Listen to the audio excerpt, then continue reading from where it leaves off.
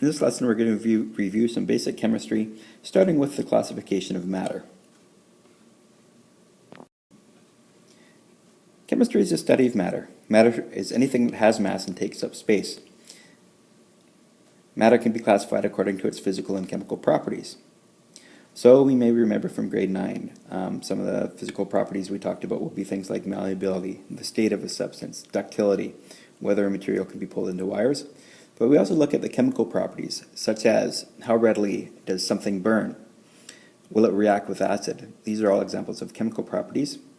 And the way in which different types of matter react with each other is a good way to be able to classify these different substances.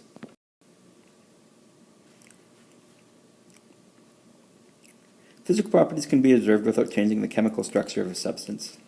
Again, they're often things that we can measure, such as conductivity or solubility. And we're not creating anything new, but we're just looking at what are the actual properties that a substance has. Chemical properties are different in that they describe a possible chemical change. Basically, chemical properties look at how one substances react with the other. So all matter is made up of atoms, and atoms are the smallest part of each element. Let's look at pure substances versus mixtures. So again, when we're classifying a substance as a pure substance or a mixture, we're going to look at the physical and chemical properties to decide how to do so. Elements, compounds, and mixtures together constitute all matter. Mixtures are made from two or more substances that are not chemically combined. So again, the key word here is not chemically combined. Whereas elements combine chemically to form compounds. The properties of a compound differ significantly from that of its component elements. Again, an example that we have discussed is that of sodium chloride. So the compound sodium chloride is made up of sodium and chlorine. Sodium by itself is a explosive metal, whereas chlorine is a poisonous gas. You mix them together and we get something that we will eat regularly on our food. And this table here shows the classification of matter. So again, we can see that matter is broken down into pure substances or mixtures. And then we break pure substances down further into elements and compounds. And we can also, of course, break compounds and elements down into other classifications. With elements last year, we talked about metals and nonmetals.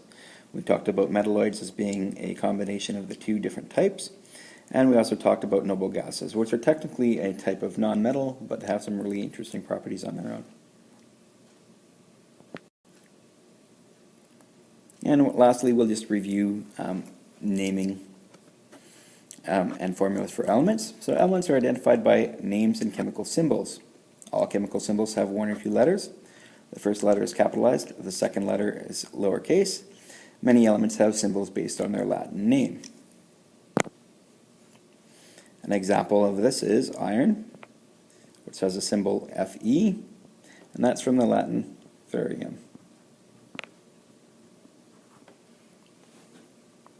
Silver is another one.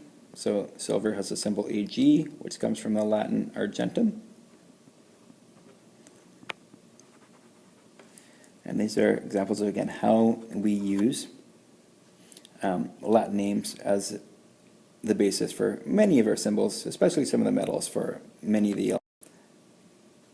And last, I just want to introduce the BrINClHOF elements here. So many elements are not found as single atoms in nature. These would include bromine, iodine, nitrogen, chlorine, oxygen, and fluorine. All of these elements are what we call diatomic. You notice the subscript written after each element indicates the number of atoms present in a molecule. So a diatomic element literally means there are two atoms that make up a molecule of bromine. And sulfur and phosphorus are a little different as well. So they're commonly found as larger groups of atoms made up of 8 and 4 atoms respectively. And this will be more important a little bit later on when we talk about writing chemical equations.